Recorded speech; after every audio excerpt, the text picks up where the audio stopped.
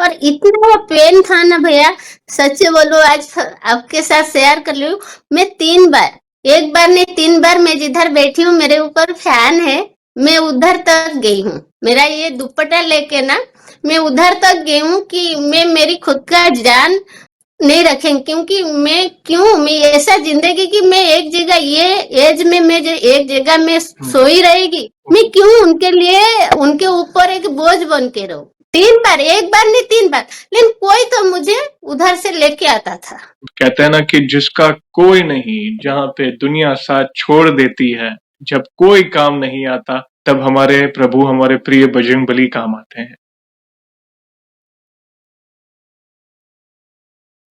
जय श्री राम दोस्तों, कैसे हो आप? हमारी चैनल में आप सभी का स्वागत है। मैं हूं आपका दोस्त जयेश वाघेला, फाउंडर ऑफ धार्मिकस्टोरी.com एंड सीक्रेट मिस्ट्रीज। दोस्तों, आज मैं फिर से एक और इंटरेस्टिंग वीडियो कॉल सेशन लाया हूं। हनुमान जी के भक्त ऑनलाइन है और उत्सुक है अपना अनुभव शेयर करने के लिए। और वीडियो में आगे बढ़ने से पहले आप सभी को बता दूं कि अगर आप भी हनुमान जी से जुड़ा अपना अनुभव मुझसे इंस्टाग्राम वीडियो कॉल पर शेयर करना चाहते हैं, तो इंस्टाग्राम की लिंक मैंने डिस्क्रिप्शन में दी है, उस पर क्लिक करिए, मुझे फॉलो करिए और मैसेज करिए। मैं जल्द से जल्द आपसे जुड़ूंगा और वीडियो कॉल सेशन शेड्यूल करूंगा। और अगर आप ईमेल के माध्यम से अपना अनुभव शेयर करना चाहते हैं, तो हमारा ईमेल आईडी है dharmikstory@gmail.com। तो चलिए आगे बढ़ते हैं आज के इस वीडियो कॉल सेशन में। नमस्कार बहन, जय श्री राम आपको। नमस्कार भैया, जय जगन्नाथ, जय श्री राम। ओह, क्या बात है! जय श्री राम, जय जगन्नाथ। बहुत अच्छा लग रहा है आपसे जुड़कर बहन। आपका बहुत-बहुत धन्यवाद जो आप अपना समय निकाल कर इनिशिएटिव ले रहे हैं अपने प्रभु से जुड़ा अपना अनुभव शेयर करने के लिए। मोस्ट वेलकम बहन। सबसे पहला सवाल ये है कि आप अपना पूरा नाम बता सकते हैं, आप कहाँ से बिलॉन्ग करते हैं और आप क्या करते हैं? जी भैया, मेरा नाम बनीता मोहंती है और मैं उड़ीसा से बिलोंग करती हूँ, उड़ीसा जगतसिंहपुर डिस्ट्रिक्ट से। फिलहाल के लिए मैं अभी मुंबई में हूँ। ओके, आप उड़ीसा से बिलॉन्ग करते हैं मगर फिलहाल आप मुंबई में रह रहे हैं। ओके, बहुत अच्छा लगा जानकर। फर्स्ट ऑफ ऑल आपका बहुत-बहुत धन्यवाद। बहुत अच्छा लोकेशन आपने चूज़ किया है। पीछे कष्टभंजन दादा के भी दर्शन हो रहे हैं और यहाँ पे श्री राधे कृष्ण जी के भी दर्शन हो रहे हैं। आपका बहुत-बहुत धन्यवाद। मतलब अलग ही फ्रेम दिख रही है वीडियो की। Thank you very much. और जैसे आपको पता है, ये जो सेशन है हमारे प्रिय बालाजी महाराज से जुड़ा सेशन है, तो अगला सवाल उन्हीं से जुड़ा है। ये बताइए कि जीवन में सबसे पहले आप हनुमान जी की शरण में कब गए? उनकी पूजा भक्ति कब शुरू की? कौन से पाठ वगैरह करते हो, नित्य? और साथ ही आप अपने अनुभव के साथ भी कंटिन्यू कर सकते हैं, जिसमें प्रभु ने कोई असंभव कार्य संभव किया हो या उनकी ऊर्जा महसूस की हो या कोई संकेत मिले हो। तो जो भी आपके अनुभव है रहे हैं, जिससे आपका विश्वास अटूट हुआ है प्रभु के प्रति, या आपकी जो भक्ति है वो दृढ़ हुई है प्रभु के प्रति, वो आप डिटेल में अपनी जर्नी को 1 बाय 1 शेयर कर सकते हैं। तो भैया ऐसा था मेरा लाइफ में कि मेरा पूजा पाठ कैसा स्टार्ट हुआ, मैं स्टार्टिंग से ही बता रही हूँ। पहले मैं जैसे मेरी शादी नहीं हुआ था, तभी मैं घर पे थी और मेरी मम्मी के उधर भी हालात ठीक नहीं था। मीन्स कि इतना हम लोग धनी नहीं थे कि मध्यम, एकदम लोअर जो बोलते हैं ना वो थे, बहुत था। बट मेरे को पूजा पाठ में बहुत इंटरेस्ट था। हमारे घर पे ऐसा किसी को नहीं था कि नहीं सब लोग पूजा में बैठ जाते हैं, सुबह होता है पूजा करो, शाम होता है, ऐसा कुछ नहीं था। डेली बेसिस में वो लोग पूजा करते थे। बट मेरे को बहुत ये सब में मन था। हम लोग कोई भी मंदिर में जाए तो उधर एकदम मैं बैठ जाती हूँ, मेरे को उठने का मन नहीं होता था। और उधर गांव में जैसा आपने देखा है कि हनुमान बाबा की पूजा जो रहता है ना, वो लेडीज लोग नहीं करते, ऐसा पहले ऐसा मेंटालिटी था, गांव में था ऐसा मेंटालिटी। बाद में अभी के लिए तो चेंजेस हुआ है, बट पहले ये था, हमारे गांव में भी ऐसा ही था कि नहीं पूजा पाठ नहीं कर सकते, हनुमान जी की पूजा पाठ नहीं कर सकते, कोई भी पूजा कर। बट मैं किधर से किधर मैं छुपके से उनको ध्यान करती थी, उनका पूजा पाठ मेरे को अच्छा लगता था। उनका जो फेस है, उनका जो भक्ति है राम भगवान के प्रति, प्रभु राम के प्रति, मेरे को बहुत वो व्याकुल जो रहते हैं ना, मैं वो थी। किधर भी जाती थी, किधर रास्ते में मंदिर आ जाता था ना, फिर उधर मेरे को ऐसा लगता था मैं इधर ही खड़ी हो जाऊं, किधर कोई किधर जाए आए कुछ भी करे, मैं इधर बस खड़ी होके उनको निखारूं, उनको देखूं। और मैं ऐसा मेरा लाइफ में था ना, मैं मेरी दिल की बात किसी को बताती नहीं थी, किसी को नहीं। मेरे को कुछ दुख हुआ, कोई मेरे को कुछ बोला, किसी को नहीं बोलती थी। मैं मंदिर में जाती थी, मेरे घर का जो मंदिर, और उनके सामने बैठती थी और बहुत रोती थी। मैं बस एक ही चीज बोलती थी, आपको तो सब कुछ पता है, मेरे को क्या बोलने का जरूरत है। मैं कुछ नहीं बोलती थी, बस मेरे को ऐसा लगता था मेरी दिल की बात जो है वो सब समझती है। फिर बाद में मेरा शादी हो गया, मेरा दोनों भाई थे तभी तभी वो मैं जैसा मेरा शादी हो गया मैं ससुराल में आई, चलो ससुराल में सब कुछ ठीक हो जाएगा, ये भी एक सब लड़की लोग को एक उम्मीद रहती थी कि चलो ससुराल में सब कुछ ठीक हो जाएगा। फिर मैं शादी करके आई, बट ससुराल में भी कुछ ऐसा नहीं था जैसा मेरा सपना था। तो ठीक है फिर, बट ये मुंबई में थे, मेरे जो हस्बैंड है ना वो मुंबई में थे। तो फिर मेरी शादी के तुरंत बाद मैं मुंबई आ गई, मेरी सासू माँ के साथ मैं मुंबई आ गई।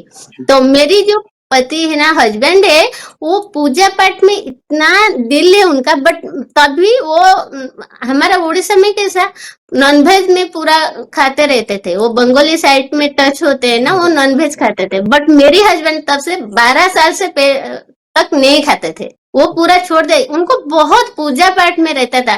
फिर जैसे एकदम लड़के लोग के जैसा एक एक सब रेडी करके पूजा करते थे, इतना था, और दिल से वो मानते थे। वो जब भी मुंबई आए, वो उनका घर का परिस्थिति इतना खराब था ना, वो पढ़ाई छोड़ दिया, वो पढ़ाई नहीं किया, बोला नहीं मैं पढ़ाई करूंगा तो घर का हालत ठीक नहीं है। फिर वो मुंबई आ गई। तो मुंबई आने के बाद फिर मैंने आई, तो मैंने उनको बोला कि आप हनुमान चालीसा पढ़ना स्टार्ट करो, हनुमान चालीसा पढ़ो, उनमें सुना है बहुत चमत्कार होता है, बहुत भक्ति।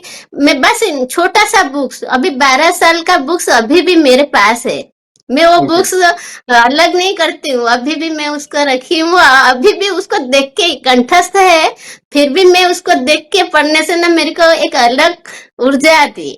मैं वही बुक्स, मेरी हस्बैंड स्टार्ट किया था, वही बुक्स मैंने पढ़ रही हूँ। मेरा जो दोनों बेटा है वो भी वही बुक्स, मेरा बड़ा वाला बेटा को, वो भी तो अभी 12 साल का, उसको भी कंठस्थ हो गया है। और छोटा वाला बेटा वो तो 5 साल का है, बट वो जय श्री राम करता रहता है दिन भर। जैसा मेरे हस्बैंड को बोला कि हनुमान चालीसा आप पढ़ना स्टार्ट करो, विश्वास नहीं करोगे भैया, उनका जो लाइफ था वो इधर कंट्रैक्ट ही करते थे, स्टार्ट किया था। वो पेंट काम के लिए आए थे, नहीं मैं कंट्रैक्ट ही नहीं करूंगा, काम करूंगा और मेरे घर का जो खर्चा वो उठाऊंगा। बट वो जब भी कंट्रैक्ट करना स्टार्ट किया, उनका चार तरफ के जो लोग थे ना वो हंसना स्टार्ट कर दिया, कि क्योंकि मेरे हस्बैंड को हिंदी तक भी नहीं आता था। तब का टाइम बोलूं, उनको अच्छे से हिंदी भी नहीं बोलना आता था। और चार तरफ लोग बोलते थे कि ये हिंदी ठीक से नहीं बोल पाता है, गांव से आया है, किधर कोई रास्ता है वो भी नहीं पता चलता है, वो क्या कॉन्ट्रैक्ट करेगा। सच्ची बोलो भैया, तब का टाइम देखो और आज का टाइम देखो, बस 40 ही पढ़ा है और उनको भक्ति किया है। वो एक दिन भी नहीं रहेगा वो बिना हनुमान चालीसा पढ़े हुए काम पे जाएंगे, कुछ भी हो जाए। वो बस 40 ही पढ़ते थे। मैं जब भी प्रेग्नेंट रही, मेरा बच्चा हुआ, मेरे पास कोई भी नहीं था, मैं अकेली थी, बट वो 40 जब भी उनको लगता है मेरी लाइफ में कुछ आ रहा है, कुछ संकट है, कुछ भी हो, बस वो हनुमान चालीसा ही पढ़ते थे। भाई वो 40 जब से पढ़ाए तो उनको एक के बाद दो काम, दो के बाद चार काम। अभी के लिए उनका आइस एंटरप्राइजेस, उनका एक कंपनी है जो उनकी जमीन पे खड़ा है, दो जगह लेके उनका आइस एंटरप्राइजेस वो कंपनी खोला है। बच्चे भी 100-200 बच्चे रखे हैं, ड्राइवर गाड़ी, प्रभु की कृपा से सब कुछ है, सब कुछ है। और उसी दिन से मेरा पहला जो विश्वास रहता है ना वो बढ़ गया कि बाबा है, बाबा तो कुछ कर सकते।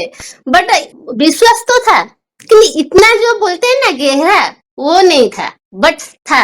तो बाद में मेरा बेटा आया, बड़ा वाला बेटा था, छोटा वाला बेटा उसके बाद आया। उसके बाद अचानक मेरे पैर में प्रॉब्लम होना स्टार्ट हो गया। मेरे पैर में कुछ भी नहीं था, राइट वाला पैर में मेरे को दर्द होना स्टार्ट हो गया। तो मेरे को लगा नॉर्मल दर्द है, सबको जैसा होता है मेरे को भी वैसा वाला दर्द है। मैं जितना सब दवाई जिधर जिधर हुआ वो खाना स्टार्ट किया, बट वो दवाई में कुछ फर्क ही नहीं पड़ता था, कुछ भी फर्क नहीं पड़ता था दवाई का फर्क। और पैर इतना बढ़ गया, दर्द इतना था कि मैं 2 साल तक मैं एक रात भी नहीं सोई। ऐसा एक रात नहीं होएगा कि मैं चैन से सोई हूँ। सब लोग सोते थे और मैं बैठ के रोती थी पूरा रात, और मेरा बच्चा भी तभी छोटा था। पूरा रात में बैठ के सोती थी, इतना दर्द होता था ना पैर में, और वो दर्द कुछ अलग टाइप का था। मेरे को लगता था उसके अंदर नहीं तो कुछ कैंसर हो गया है, नहीं तो पैरालिसिस हो जाएगा, नहीं तो कुछ खराब हो गया है। क्योंकि वो दर्द, मैं नीचे बैठ नहीं सकती थी, खाना नहीं खा सकती थी, किधर जा भी नहीं सकती थी, मैं एक जगह ही बैठती थी। और मेरे हस्बैंड ऐसा थे कि काम बंद करके मेरे पास भी रहना पड़ता था, क्योंकि मैं इतना रोती थी। दिन भर रात भर मैं रोती थी, मैं किसी को ध्यान नहीं दे पाती थी, मेरे बच्चे थे घर। फिर मैं इधर से ठीक नहीं हो पाई, एमआरआई 2 बार कर लिया, सब कुछ कर लिया, तो इधर ठीक नहीं हुआ। डॉक्टर बोला उनको अभी ऑपरेशन करना पड़ेगा। मैं डॉक्टर को गई थी दिखाने के लिए, वो बोला अभी का अभी आप एडमिट हो जाओ, आपको ऑपरेशन करना पड़ेगा, आपका पैर का हालत ठीक नहीं है। तो फिर मैं उधर से, तो कोई तो मेरे को बोल रहा था नहीं ये मत कर, अभी बच्चा छोटा है तो ऑपरेशन मत। कोई तो मेरे को जैसा धक्का देके निकलता है ना, फिर मैं उधर से रिटर्न आ गई। मैं बोला ठीक है, मैं वो बोले कि अभी का अभी आप एडमिट हो जाओ। मैं बोला नहीं, मेरे को थोड़ा टाइम दीजिए, मैं शाम को आके फिर एडमिट होती हूँ। फिर उधर से आ गई। फिर मेरे को कोई तो बोला कि उड़ीसा हम लोग जिधर रहते थे उधर फिजियोथेरेपी अच्छा है, फिर उधर कराओ। तो मैं फिर उड़ीसा चली गई, मेरी छोटे बच्चे हैं, मैं उधर उड़ीसा गई। मेरी हस्बैंड रहे इधर, मैं रही उड़ीसा से, मेरी बच्चा जो दोनों बच्चे वो ससुराल में रही। और मैं फिजियोथेरेपिस्ट करने के लिए पारादीप है उधर हमारी उड़ीसा में, जगतसिंहपुर में पारादीप पोर्ट आपको पता रहेगा। मैं उधर जाके रेंट पे घर लेके उधर अकेली रही, क्योंकि जाने का प्रॉब्लम होता था। मैं फिजियोथेरापी मीन्स के बच्चे रहे ससुराल में, मैं रही उधर रेंट पे, और इधर रहे मेरे हस्बैंड। हम तीनों का कोई भी कनेक्ट नहीं था, तभी कोविड के टाइम था।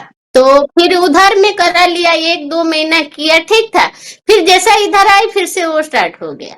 वो कम हो जाता था, ऐसा नहीं कि कम नहीं होता था, कम होता था, बट बाद में फिर से स्टार्ट हो जाता था।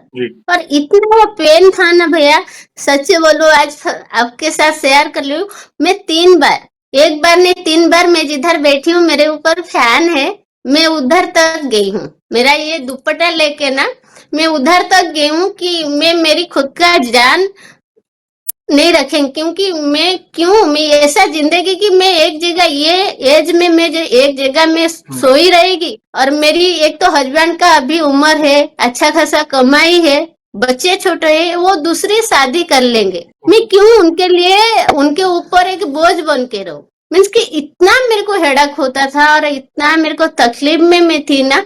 मैं 3 बार, एक बार नहीं 3 बार, लेकिन कोई तो मुझे उधर से लेके आता था, कोई तो था, वो शक्ति था, नहीं ये मत कर। मेरी जेनिल का फेस मेरे को दिखती थी, फिर कोई तो बोलता था तू मर जाएगी, ठीक है उसके बाद सब कुछ ठीक हो जाएगा क्या, बच्चे का क्या होगा।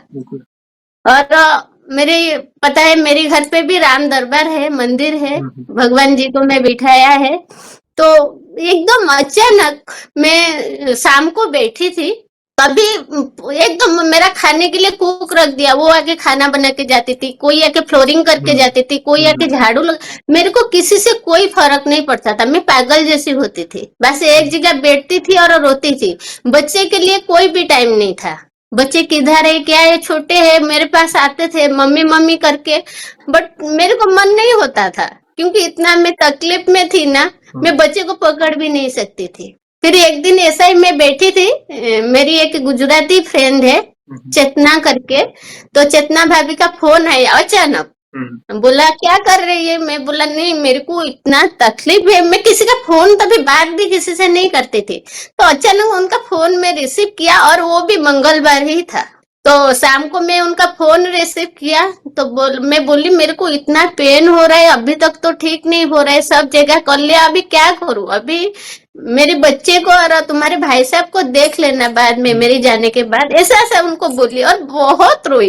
तो फिर वो मेरे को बोले तू ना यूट्यूब में सर्च कर कष्टभंजन दादा, जो मेरे पीछे, तो बोले तू कष्टभंजन दादा, उनका फोटो रखो सामने, उनका बस मोबाइल में, तभी ये सब नहीं था कि मेरे पास फोटो किधर से लेके आओ क्या करूं, ऐसा नहीं था। बोले तू मोबाइल में फोटो निकाल सामने रख, और 1 गिलास पानी रखो सामने, और तू हनुमान चालीसा बोल, हनुमान चालीसा बोल, तेरे तेरे को जो दर्द है तू हनुमान चालीसा बोल के वो पानी को पी ले। पी ले। ऐसा तू लगातार अभी 6-7 दिन कर, कुछ तो फर्क आएगा। वो ऐसा नॉर्मली बोल के रख दिया।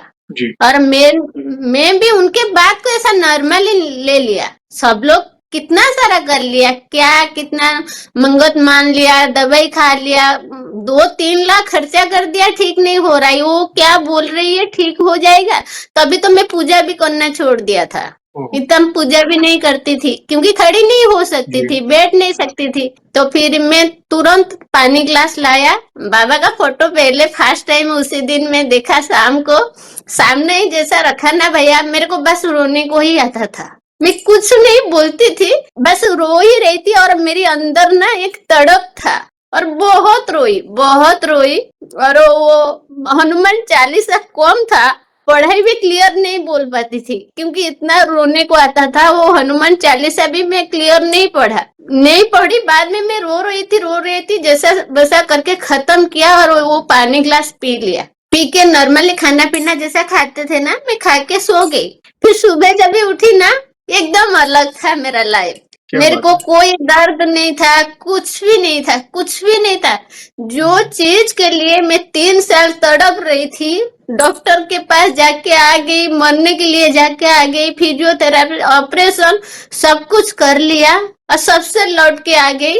बस 1 गिलास पानी था और उसमें मैं अच्छे से पढ़ी भी नहीं थी, बस उनका फोटो था मेरे सामने। वो मैं पढ़ने के बाद जैसा ही सुबह हुआ, मेरा दर्द 98% ठीक हो गया था। क्या बात है। और 2% था, 2% थोड़ा बहुत था, नहीं तो पूरा ठीक हो गया था। फिर मैं कुछ समझ नहीं पा रही थी क्या हो रहा है मेरे साथ। ये जो फ्रेंड मेरे को 10 दिन मिलती थी, हम लोग घंटे घंटे बात करते थे, मेरे घर पे वो आती थी, तब तक वो कुछ नहीं बोली थी। उसी दिन मेरे को आके बोल रही, इधर एक डॉक्टर है, तू ये नंबर ले और उससे बात कर, एक बार जाके मिल के आ जा। अचानक वो मेरे घर पे आई और बोली मेरे को।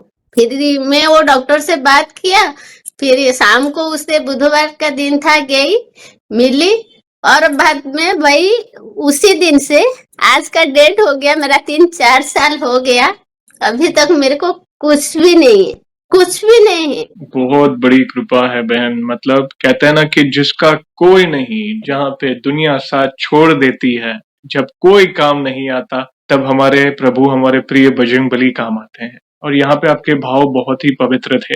आपने अपने पति को भी इंस्पायर किया कि आप हनुमान चालीसा का पाठ, उन्होंने क्या किया, मात्र हनुमान चालीसा का पाठ ही तो करते थे ना, मगर वे समर्पित हैं, वे सच्चे भाव से करते थे। प्रभु ने पत्ता पलट दिया। एक स्थिति ऐसी थी जहाँ पे, जैसे आपने बताया कि हम लोअर मिडिल क्लास, जहाँ पे मतलब आगे क्या होगा पता नहीं, वे अकेले थे, स्ट्रगल कर रहे थे। जब वे आगे बढ़ने के बारे में सोचे तो लोग मजाक उड़ा रहे थे कि इनको तो हिंदी भी नहीं आती। मगर मैंने कहा ना, जब कोई साथ नहीं देता तब हमारे प्रिय हनुमान जी साथ देते। और आपके लाइफ का जो चैलेंज, जब आप जिस संकट से गुजरे, एक समय आप अपने जीवन का अंत कर देना चाहते थे, मगर प्रभु ही आपको वापस खींच रहे थे। देखा आपने, जैसे आपने बताया, कुछ ना कुछ मुझे वापस खींच रहा था कि ये ना करिए, गलत है, क्योंकि मरना ही सभी चीजों का सोल्यूशन नहीं है। देखा जाए तो वो सबसे बड़ा पाप है। तो जो भी भक्त आज इस सिचुएशन से गुजर रहा है, अगर इस वीडियो को देख रहा है ना, तो कभी भी वो कदम ना उठाए। सच्चे दिल से प्रभु की शरण पकड़ लें, प्रभु के लिए समर्पित हो जाए। प्रभु हम आपके, आप हमारे, बस अभी आप ही हमें मार्ग बताएं। देखना, रास्ते बनने शुरू हो जाएंगे, व्यवस्था होनी शुरू हो जाएगी। वही फ्रेंड मंगलवार का दिन फोन आना और उसका कहना कि आप कष्टभंजन दादा के दर्शन करें। फर्स्ट टाइम आपने दर्शन किए और जल वाला जो उपाय किया, ये होता है, ये सरल उपाय है प्रभु का, एक विश्वास के साथ कि प्रभु ये जल का पात्र है। और प्रभु कहता ना, वही जल एक औषधि का काम कर जाता। ये एक वो वाइब्स ही अलग होती है। वो एक सिंपल सा जल औषधि का काम करने लगता है, जहाँ पे बड़ी से बड़ी पीड़ा वे हर लेते हैं, बड़े बड़े असंभव कार्य संभव हो जाते हैं। थैंक यू वेरी मच बहन, बहुत इंपॉर्टेंट अनुभव आपने ये वाला शेयर किया। प्लीज कंटिन्यू कर सकते हैं। फिर मेरे घर पे ऐसा था, सुबह और शाम को कोई तो भजन लगता था। सुबह भजन लगेगा, फिर शाम के जब भी दिया बत्ती होएगे तभी भजन। बट जैसा ही मेरा पैर का प्रॉब्लम हुआ और बाबा, तो तब से सुबह मेरा सुंदरकांड स्टार्ट हो गया। मेरी सुबह होएगा और घर पे ऐसा एक भी दिन नहीं रहेगा कि सुंदरकांड नहीं लगेगा। मेरा छोटा वाला 5 साल का बच्चा, वो भी हम्म, नींद ठीक से खुला नहीं रहेगा, वो भी आके रिमोट ढूंढेगा, मम्मा सुंदरकांड जय हनुमान लगाते। क्या बात। फिर ये घर पे सुबह शाम सुंदर, और शाम को बाबा की जो आरती होता है ना, कृष्णमंजन दादा की आरती लाइव दर्शन। मेरा तो वाईफाई कनेक्ट है, तो हम लोग लाइव लगा देते हैं, और पूरा डोर खोल देते, मेन डोर खोल देते, सब डोर लाइट चालू कर देते, और बहुत सारा आवाज, बड़ा आवाज देते, पूरा घर काम पे उठता है। उनका तो आरती का अलग ही वो है, कि वो जो सुना है, दर्शन किया है, उनको ही मालूम है। बिल्कुल। तो फिर मेरा सुबह शाम वही लगता था, और मैं दर दिन जब भी शाम को बाबा की आरती में देखती थी, मेरे मन में एक ही रहता था कि बाबा कभी मेरे को आपको पूरा पूरा मेरे आंखों के सामने आपका आरती करते हुए मैं देखेगी, मेरे को देखने का है। वो आरती जो मैं टीवी में दर दिन देखती हूँ, जी मेरे को आंखों में ही देखने का है। जी तो आप मेरे को बुला लीजिए। और मैं उनको ना बाबा मानती थी, हमेशा हनुमान बाबा बोलती थी, और मैं आपकी बेटी हूँ। जी तो घर के पास भी मंदिर है, हर मंगलवार और शनिवार को हस्बैंड में सुबह जाते थे, दर्शन करके आते थे। मेरे को कभी कुछ काम रहेगा, मैं नहीं जा पाएगी, बट हस्बैंड को तो वो बिना दर्शन के काम पे ही नहीं जाएंगे, वो हमेशा दर्शन करते थे भैया। और एक बात बता दूं इसमें, कि मेरा हस्बैंड जो गांव में थे और पढ़ाई करते थे, वो कभी सोचा नहीं था कि मैं मुंबई जाऊंगा, मुंबई में काम। अभी वही मेरे हस्बैंड, वही लोग अभी थाईलैंड, दुबई वो सब घूमते रहते हैं उनके मीटिंग के काम पे। क्या बात। जो लोग मुंबई तक नहीं आते थे, बाबा की कृपा से अभी वो किधर किधर जाते थे। जी फिर बाद में मैं 10 दिन आरती देखती थी, और मेरे हस्बैंड को, ये मेरे हस्बैंड जब भी बर्थडे होता था, कोई एनिवर्सरी होता था, मेरे को गिफ्ट्स बोलते थे, तेरे को क्या गिफ्ट चाहिए, क्या दूं। मैं उनको एक ही बात बोलती थी, मेरे को ना बाबा के पास लेके चलो, और बाबा की जो आरती है मेरे को वो देखने का है। बाबा के पास तो कभी भी ले जा सकते हो, मेरे को वो आरती मेरी आंखों के सामने देखने का है, मेरे को लेके चलो। फिर हस्बैंड बोलते थे ठीक है हम लोग चलेंगे। होता नहीं था, कुछ ना कुछ होता था। फिर 1 साल में उनका बुलावा आया, फिर हम लोग गए बाबा के पास। फिर बाबा के पास उधर हमारा एक रिलेटिव्स थे, फिर उधर मेरे को रुकने का था, और उनके पास से हम उनके साथ में हम लोग साथ में चलने वाले थे दर्शन के लिए। तो फिर वो जो फैमिली थे ना, उनको भी दर्शन करने का था। फिर मैं उनके पास जब भी जाके रुकी, मैं उन सबको बोल दिया, मेरे हस्बैंड को, कि मेरे को ना आप अकेले लेके उधर छोड़ दो, मीन्स कि कोई गाड़ी बुक करो, लोकेशन डालो, मैं उधर जाके पहले से ही बैठ जाएगी, जैसे ही आरती होएगा मैं दर्शन करेगी, आप लोग आराम से बाद में आओ, कोई घाई नहीं है, मैं उधर ही बैठी रहेगी। नहीं, साथ में चलेंगे, सब लोग दर्शन करेंगे, कोई इसमें ये नहीं है। तो हम लोग फिर उनके घर से समथिंग 12-1 बजे निकले। तो वो जब भी निकल भी रहे थे, तभी मेरा छोटा वाला बेटा, उनका घर का एक कबर्ड का चाबी ऐसा घुमा दिया, चाबी ही नहीं मिल रहा था, और वो भाई साहब का लैपटॉप कबर्ड में ही था, और अब मेरे को इधर लेट हो रहा था जाने के लिए, दर्शन के लिए, बिल्कुल नहीं चाबी मिला, पूरा घर छान मारा, नहीं मिला। फिर मैं बाबा को बोला, देखो बाबा, बेटी को तो बुलाया इतना लंबा दर्शन करने के लिए, आरती भी टाइम हो रहा है, और उनका चाबी ही नहीं मिल रहा है, मेरे को बस कबर्ड खोल के दो, चाबी मिले या ना मिले उनको, मेरे को कोई प्रॉब्लम नहीं, बस वो लैपटॉप बाहर करा दो। बहुत ऐसा जाके मोबाइल में उनके रूम पे बोला, और तुरंत वो उनका जो लड़का था वो चाकू लेके किया, कुछ तो कर दिया, और कबर्ड ही खुल गया। और लैपटॉप लेके फिर भाई साहब ने और मेरे हस्बैंड दोनों फैमिली हम लोग गए। तो उधर में जैसा ही जाके भाई उतरा मंदिर के बाहर, तभी तो अंदर एकदम तड़प रही थी कैसे मैं उनको देखूं, और तभी जल्दी भी पहुंच गई। मैं पूरा श्योर थी कि मैं आरती अभी देखेगी, बट जैसे ही मंदिर के पास जाके पहुंची ना भैया, वो देख के तो मेरे को इतना ये हुआ कि पूरा गर्दी था, एकदम भीड़ था, कोई भी उसके अंदर तो अंदर उनका जो रहता है स्टेप्स ना, उनके ऊपर भी कोई नहीं जा सकता, इतना गर्दी था, बहुत गर्दी था। और वो सब देख के मैं बस रो ही रही थी। सब लोग मेरे को देख रहे थे कि इसको शायद कोई बहुत सारा दुख है या कुछ है, ये क्यों रो रही है। मेरे पास साथ में भी जो भाभी, रोना बंद करो, लेकिन मैं रो ही रही थी, बोलती थी बाबा मेरे को इतना लंबा तो लेके आया, तो मैं घर पे भी आपको वही पर्दे में ही देखती थी टीवी में, तो इधर भी बाहर बिठाया, और बड़ा वाला एक पर्दा था वो भी देख रही थी, बट मैं कौन सा पाप कर दिया है? मैं कुछ तो किया है, इसीलिए मैं इतना लंबा सा आई और मैं आरती नहीं देख पा रही हूँ। कौन सा गलती हो गया है वो? फिर बहुत सारा मन में क्वेश्चन था। फिर ऐसा बोल के आरती भी खत्म हो गया और वो बाहर ही बैठी रही। तो मेरे को तब तक भी नहीं पता था कि सैटरडे और ट्यूसडे को 2 बार उनका आरती होता है। मेरे को तब तक नहीं पता था। तो फिर मैं अंदर गई और उनको जैसा देखी, मेरे को जितना सारा बोलते हैं ना, जैसे बेटी और बाप का झगड़ा होता था, हम दोनों के बीच में ऐसा एक झगड़ा भी हो गया। मैं बहुत सारा बोली और खुद को भी बहुत कोस रही थी कि शायद मैं कुछ पाप किया है, मेरे में कोई कमी है, इसीलिए मेरे को आज ये दर्शन नहीं मिला। ऐसे ऐसा करते करते आगे आगे जाती रही, पूरा पास में देखा बाबा को और बहुत सारा उनको कंप्लेन था किया। और फिर एक में एंट्री होते, एक साइड में आउट होते। तो जैसे ही मैं आउट हो रही थी, जा ही रही थी, उधर एक पूजक खड़े थे सामने ही, और कोई नहीं, इतना नहीं था, बट उसी दिन कुछ तो था, बहुत गर्दी था, बहुत गर्दी था। और वो जो पूजक थे महाराष्ट्र से, वो मेरे को बोले, बेटा किधर जा रहा है, आरती नहीं देखेगा क्या? वो मेरे को ऐसा बोले। और मैं कहा आरती अभी तो आरती खत्म हुआ है ना, नहीं अभी फिर से स्टार्ट होएगा, तो बैठना सामने, सामने से देखो। और इतना भाई वो टाइमिंग कुछ अलग था। और मैं तुरंत पूरा आगे ही बैठी थी और बाबा की आरती हो रहा था।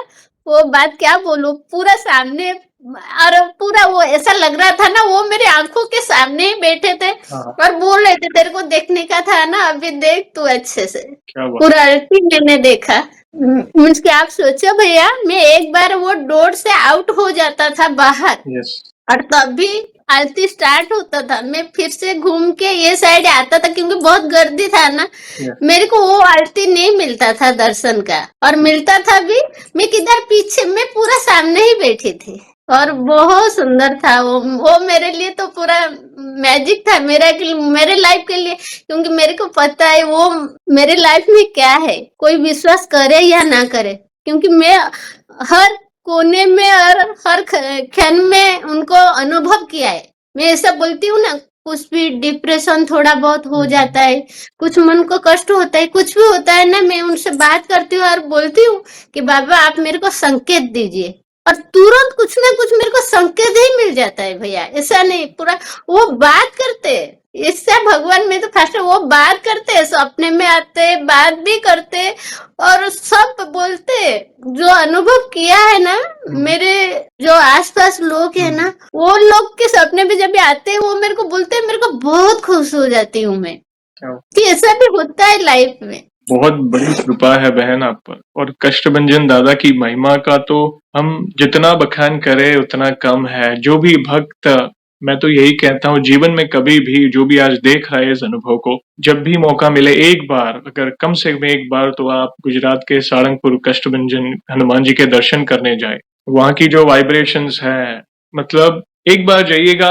आप खुद मुझे सामने से मैसेज करके बोलेंगे कि जयेश भैया अद्भुत अनुभव रहा। जिस तरह बहन आपने ये अनुभूति की, ऐसा ही अनुभव मेरा भी रहा है। बहुत कठिन समय था, मगर उस मोमेंट को मैं याद करता हूँ ना, मैंने जब कदम रखा मंदिर में, वो सारा भार उतर गया था। और उनकी इच्छा थी कि मेरा भक्त आया है, बहुत तरस रहा है मेरे दर्शन करने, आरती के दर्शन करने, तो बेभला आपको क्यों अपसेट देख सकते थे।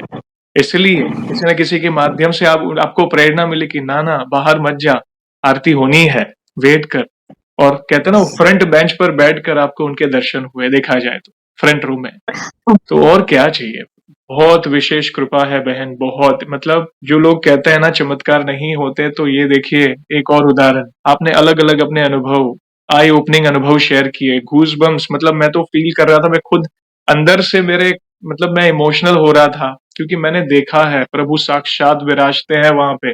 जब आप वहां पे एंटर करोगे ना प्रभु के दरबार में, और शुरुआत में जो राम धुन होती है, जो सभी भक्त मिलकर वहां पे बैठा देते हैं, सारे भक्त बैठकर जो हनुमान चालीसा का गुणगान करते हैं एक साथ, जय राम श्री राम, जय जय राम। और फिर आरती शुरू होती है, जय कपि बलवंता प्रभु, जय कपि बलवंता। उसके बाद नीति प्रवीण स्तोत्र।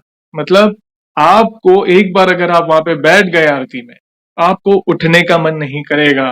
कि मुझे नहीं जाना है घर, मुझे जाना ही नहीं है घर, बस प्रभु बस वो मूरत को निहारते रहेंगे। ऐसा लगेगा कि साक्षात वे आपके सामने है। उनका जो तेज है ना, मतलब अलग ही लेवल की ऊर्जा है। धन्यवाद बहन, थैंक यू वेरी मच। पहली बार कोई ऐसा भक्त आया है जो उड़ीसा से है, भले आप मुंबई में रह रहे हो, मगर हो आप उड़ीसा से, और कष्टभंजन दादा की महिमा का गुणगान कर रहे हो। मुझे बहुत अच्छा लगा। थैंक यू वेरी मच बहन, बहुत इंपॉर्टेंट अनुभव आपने शेयर किया आज। और भी कोई अनुभव हो तो आप शेयर करना चाहते प्लीज करें, मैं खुद कहता हूँ आपको। और एक भैया, बाद में उधर से मैं आ गई, उधर से पानी भी लाई थी, सबको दिया वो जी पानी, फोटो सब तो अभी भी मेरे पास एडवांस में है। मैं गाँव जाएंगी तो उन लोग को देगी जिसको पता है। जी हमेशा फोन करके बोलते रहते हैं, हम हमारे लिए वो लेके आना, वो फोटो लेके आना। जी और फिर हमारे गांव में एक बच्चा था, 25-26 इयर्स का है। ओके। आपको पता है वो उम्र कैसा है, जोश कैसा है काम करने का। हम्म बच्चा पढ़ाई कर रहा था, काम भी कर रहा था, बहुत अच्छा लाइफ चल रहा था। हम्म, अचानक उसके कमर में दर्द होना स्टार्ट हुआ। ओके। अचानक मेरा जैसा पैर में था, उसका कमर में होना स्टार्ट किया। फिर वो चल नहीं पा रहा था। जी ऐसा टाइम था, वो बेड में ही लेटा था, ओह, बेड पे लेटा रहता था। उनका मम्मी पापा उसको पकड़ के लेते थे, आते थे, वो भी सब फिजियोथेरापिस्ट सब कुछ कर लिया, उसका कम नहीं होता था। फिर उड़ीसा के जो डॉक्टर कोई किसी के पास, वो बोलता था कि लाइफ टाइम ऐसा ही रहेगा, अभी तू भारी काम नहीं कर पाओगे, ऐसा ही रहेगा, बस चलना थोड़ा ये, लेकिन लाइफ तेरा ऐसा ही रहेगा, अभी कोई भारी काम नहीं कर पाएगा। ओके। तो ऐसा था। तो वो हमारे घर के पास में ही थे। तो मेरे घर पे मैं फोन करती रहती थी। ऐसा कैसा, लड़की लोग घर पे फोन करते थे, पूछते थे गांव में कैसा है, ये क्या है, वो क्या, मैं बात करती रहती हूँ। फिर मेरी मम्मी ने एक बार बताया कि वो जो लड़का है ना, मेरी घर के पास में ही है थे वो, और वो बेड पे लेता, सब लोग बातें करते थे क्या हो गया अचानक, ये वो। और वो छोटा वाला लड़का था, घर पे दो ही लड़का, और वो घर का पूरा खर्चा वो उठाता था, वो लड़का। और वो उसके बिना घर नहीं चलता था, और वो भी धीरे धीरे डिप्रेशन में जा रहा था कि मेरा क्या हो गया है, मेरा लाइफ। वो 1 साल शायद बेड पे ही था। ऐसा नॉर्मली थोड़ा बहुत हुआ करता था, नहीं तो घर पे ही था। तो फिर मेरी मम्मी बोला, वो जो भाई है ना मेरा, वो छोटा भाई लगता है, तो तेरा छोटा वाला भाई है ना, उसको ऐसा हो गया, बेचारा लाइफ खराब हो गया। तो फिर मैं मेरी मम्मी को बोली, उनके घर का नंबर मेरे को दो, मेरे को एक बार बात करने का। तो मेरी मम्मी उनके घर से मांग के नंबर लाई, और मैं उसको फोन किया। बस इतना ही बोला, तेरे को कुछ नहीं होएगा, तू ना हनुमान चालीसा पाठ कर, और तू मेरे पास आ जा, इधर आ जा, और हनुमान चालीसा तू सुबह शाम दोनों टाइम पाठ कर। फिर वो कैसा भी करके तो बहुत स्ट्रगल हुआ, इधर आ गया। फिर उसको लाके, हमारा जो कंपनी है उधर बच्चे लोग रहते भी है, काम भी करते हैं, उधर खाते पीते रहते भी है। तो वो लड़का को उधर ही रखा, सब बच्चे के साथ खाना पीना सब मिला। वो बस आया था कि मैं डॉक्टर को दिखाऊं, इधर मैं जो डॉक्टर को दिखाती थी उधर डॉक्टर दिखाऊं, थोड़ा बहुत कम हो जाएगा तो फिर मेरे घर पे मैं चली जाऊं। तो इसीलिए वो आया था। तो मैं उसको बोला, तो हनुमान चालीसा दोनों टाइम पढ़ना। एक तो हनुमान चालीसा पढ़ा, और वो डॉक्टर के पास गया।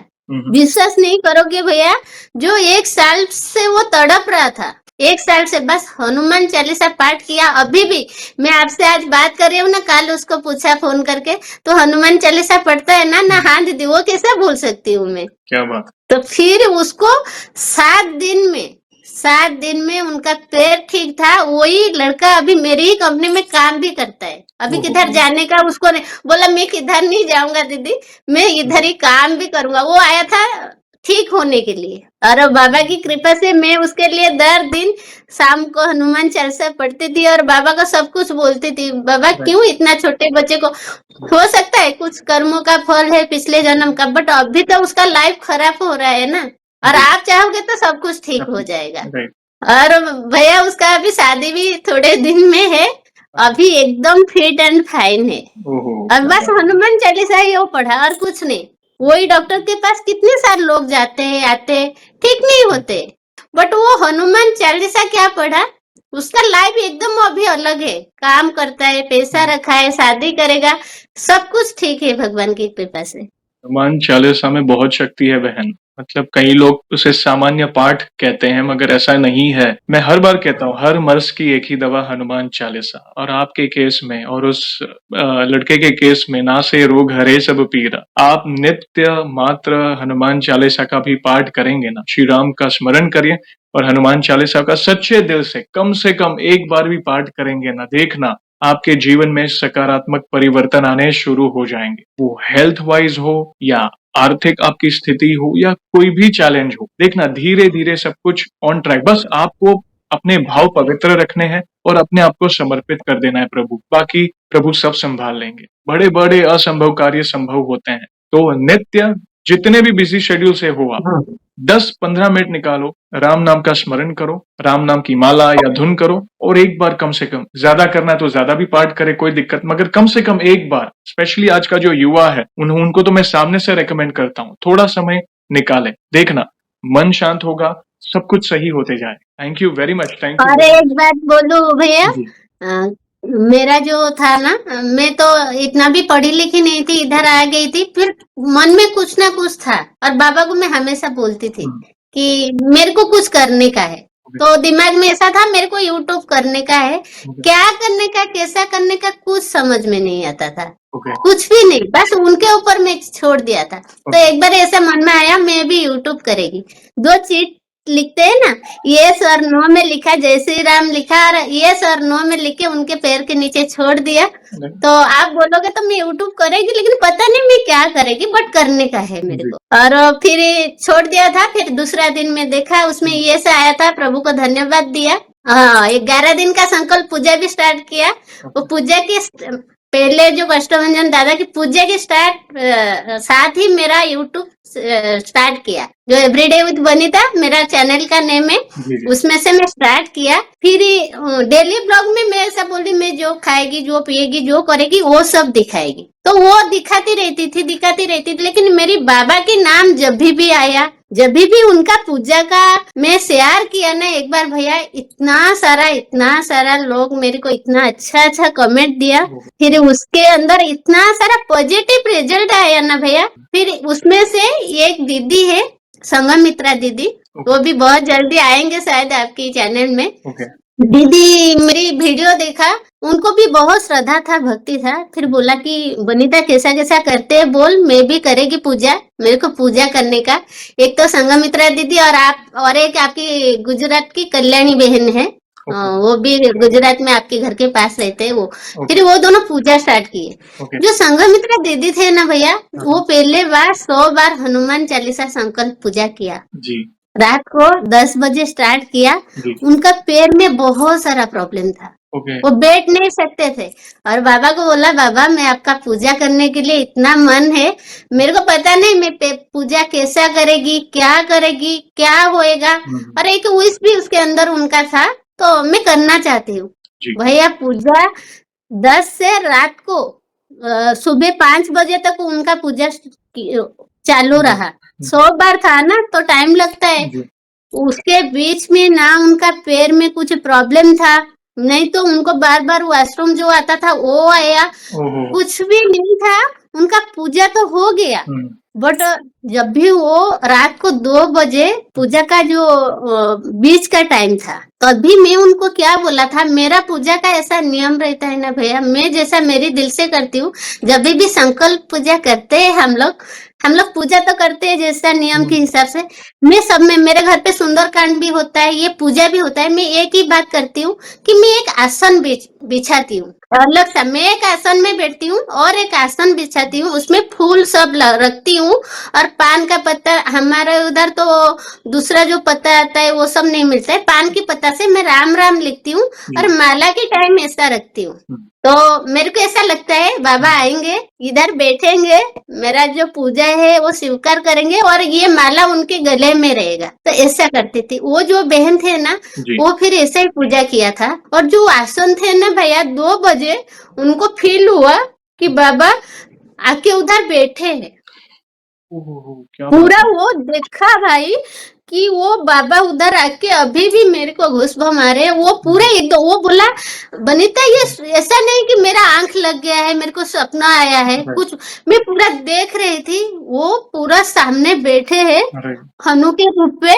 और मैं सोच रही हूँ मैं इधर उड़ जाऊं, किसी को बुलाऊं, क्या करूं, हुँ, उनको कुछ समझ में नहीं आता है। हुँ, हुँ, हुँ। थोड़े टाइम में फिर वो सब कुछ ठीक हो गया, ओह! पूजा भी हो गया। भैया उनको 6-7 दिन में उनका जो विश था वो भी पूरा हुआ, उनका जो विश वो ओह! पूरा हो गया।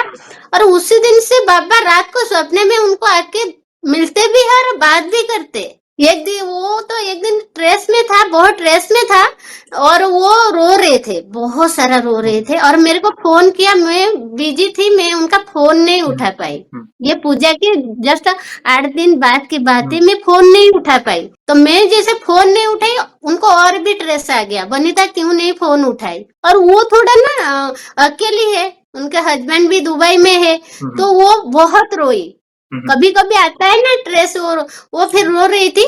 मंदिर के सामने उनका सोफा था और वो सोफा के ऊपर सो गए। जी, मंदिर मंदिर खुला था, उनका दिया जी, 10 बजे तक 12 बजे तक चालू रहता है, दिया जी। चालू था। उनका जो सब बात है वो बोल दिया और सो रही थी। सच्ची में भैया अभी भी मेरे पास वो रिकॉर्डिंग है, वो जब भी मेरे को ये सब बोल रहे थे बस रो ही रहे थे। दूसरे दिन फोन किया और बोला, बनीता कल तो फोन नहीं उठाई। मैं बोला नहीं, मैं बिजी थी, मैं फोन नहीं उठाई। नहीं, ऐसा ऐसा हुआ। मैं फिर सो गई सोफा के ऊपर। 1 बजे, पूरा रात को 1 बजे बाबा आए, पूरा उनके रूप में आए, मेरे को ऐसा टच भी किया। अभी ओके। तक वो टच भी पता है, बाबा मेरे को टच किया। ओह! मेरे को बोला तू क्यों इधर सोई है, तू क्यों रो रही है, मैं तेरे साथ में हूं ना। मेरा नाम लिया, बनीता फोन नहीं उठाई थी, तू रो रही है, वो बिजी रहेगी, वो फोन नहीं उठाई, तू क्यों रो रही है, और अभी तू घर पे जा, अंदर सो। फिर जैसे ही उनका नींद खुला, राइट, वो हॉल पूरा महक रहा था, पूरा महक रहा था। और वो अभी भी बोलते हैं, वो जो मेरे को टच किया, मेरे को बुलाया, और मैं उसको, हाँ वो सपना था, बट सपने के अंदर तो जाने के बाद वो महक कैसा आएगा भैया।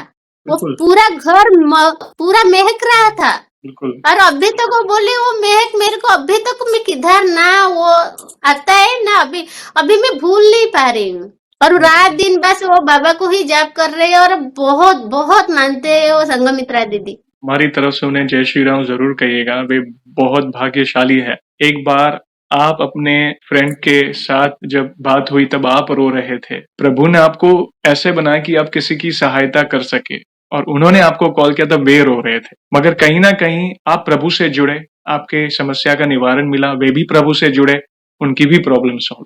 प्रभु आते हैं इस घोर कलयुग में भी अपने भक्त को किसी न किसी रूप में, किसी के माध्यम से वे उपस्थिति का एहसास दिलाएंगे ही कि चिंता ना कर, मैं तेरे साथ हूँ। वे सपने के माध्यम से हो या ऐसी वाइब्स हो, देखना जो भी भक्त एक बार, जैसा आपने सही कहा, जब आप आसन डाल के बैठे हैं पाठ करने, एक आसन लगाएं प्रभु के लिए, देखना आपको मैं गारंटी के साथ कहता हूँ 110% आपको वो अनुभूति होगी कि यस प्रभु आए थे। और जैसे आपने कहा ना कि एक अलग ही महक थी, मतलब एक अलग ही सुगंध थी जब उन आंख खुली। हालांकि घर में ऐसा कुछ नहीं हुआ, घर में ऐसा कुछ, मगर ये होता है मेरे साथ। कई भक्तों ने ये शेयर किया है कि जयेश भैया हमने ऐसा महसूस किया है। तो मैं तो यही कहता हूँ कि बस प्रभु को धन्यवाद करें कि वे आए थे, और आप भाग्यशाली हैं कि ये सारी अनुभूतियां आप सबको हो रही है, और हम भाग्यशाली हैं कि आपसे जुड़कर हम ये जान पा रहे हैं। और कहीं ना कहीं जब ये चैनल पे आएगा, हजारों लाखों भक्त देखेंगे, उन्हें भी इंस्पिरेशन मिलेगी प्रभु की शरण में जाने के लिए। आपका बहुत बहुत धन्यवाद बहन, बहुत प्यारे प्यारे अनुभव आज आपने शेयर किए। थैंक यू वेरी मच बहन। और एक एक सवाल यहाँ पे पूछना चाहूंगा, जैसे आज हम आपके श्रीमुख से आपके अनुभव को जान रहे हैं, सुन रहे हैं, प्रभु की महिमा का गुणगान सुन रहे हैं, वैसे आपने बाकी भक्तों के भी अनुभव सुने हमारे चैनल में। तो आप वैसे कब से हमारे चैनल के वीडियोस देख रहे हैं, और बाकी भक्तों के अनुभव सुनकर आपको वैसे क्या प्रेरणा मिली, आप प्लीज अपने शब्दों में बताएं। मैं तो भैया 5 साल से आपका चैनल देख रही हूँ। ओके। बस एक ही बात बोलेगी, जैसा एक अंधा होता है, उनके सामने बहुत सारा रास्ता होते हैं, कौन सा रास्ते में जाएगी उनको नहीं पता था। अंधा रहता है तो उसको सब रास्ता ठीक लगता है, राइट। बट आप ऐसा है कि मेरी लाइफ में आए ना, मेरे को रास्ता दिखाया, नहीं तू ये रास्ता में आ जा, मीन्स के सब जो जितना सारे पॉजिटिव, मेरा लाइफ चेंज हो गया भैया। जो सब भक्तों का अनुभूति सुनती हूँ ना, क्योंकि मैं खुद फील किया है।